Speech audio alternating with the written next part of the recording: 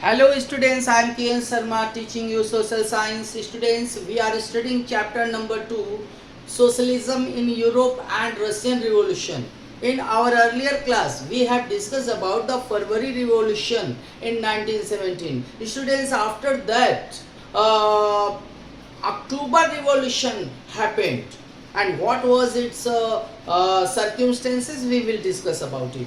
Before describing October Revolution, we will know about the who was Lenin and what was his April thesis. Students, Lenin was the leader of Bolshevik party and he returned to Russia from exile in April 1917. Students, Tsar Nicholas II के गवर्नमेंटशिप में rule में अप्रैल Lenin को जो है exile दे दिया गया था, उसको देश से बाहर कर दिया गया था, निकाल दिया गया था। तो वो जब अप्रैल में लौट करके आया अप्रैल 1917 में, तो उसने अप्रैल थीसिस दिया। अप्रैल थीसिस में क्या था?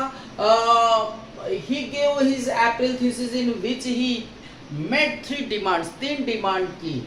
The war be brought to close, first world war चल रहा था, रसिया बेवजह कूद गया था मैदान में, तो उसने कहा कि इस युद्ध में युद्ध बंद हो और रसिया जो है उसमें पार्ट न ले। और दूसरा, the land be transfer to the peasants. आप जानते हैं कि स्टूडेंट्स, वहाँ पे किसानों के पास जमीनें न के बराबर थी, बड़े जो क्लर्जी थे, नोबेलिटी थे, उन लोगों के पास जमीनें थी।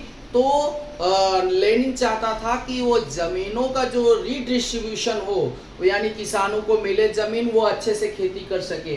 द बैंक बी नेशनलाइज, तो बैंक जो है वो एक प्राइवेट प्रॉपर्टीज थी, राजा के कंट्रोल में थी और बड़े बड़े इंडस्ट्रियलिस्ट लोगों के कब्जे में थी।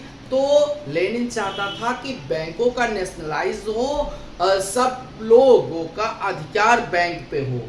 And which events led to the October Revolution 1917? Students, October revolution की क्या मेन घटनाएं थी?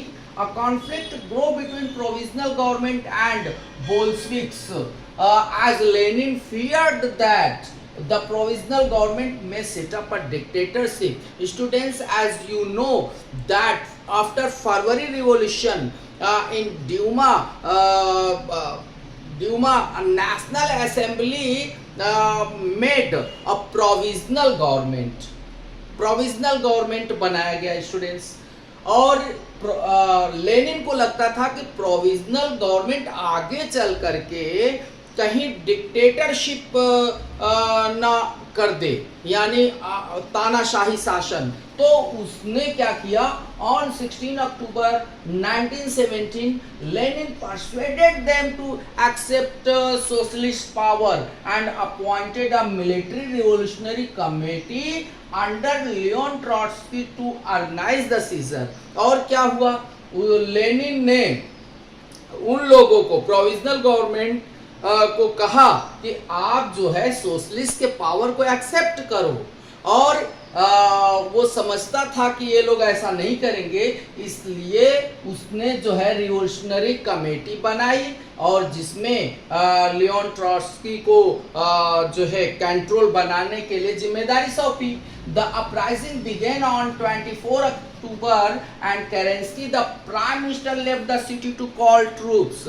और स्टूडेंट्स, हुआ ये कि जगह जगह विद्रोह शुरू हो गए 24 अक्टूबर। और जो प्रोविजनल गवर्नमेंट का प्राइम मिनिस्टर था केरेंस्की, वो शहर छोड़ के भाग गया सैनिकों को बुलाने के लिए, अपनी सेना को बुलाने के लिए। In a swift response the military revolutionary committee ordered its supporter to seize government offices and arrest ministers.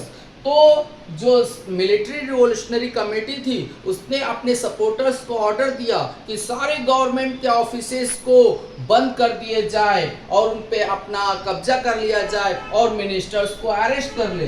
Bye night fall the city was under the committee's control and minister had surrendered. तो रात होते होते जो है पूरा शहर पे जो है कमेटी का कंट्रोल हो गया था कमेटी के कब्जे में आ गए थे और मिनिस्टर्स लोगों ने सरेंडर कर दिए। Uprising took places in other cities and there was a heavy fighting, but by December the Bolsheviks controlled the Moscow Petrograd area. This was the October Revolution 1917.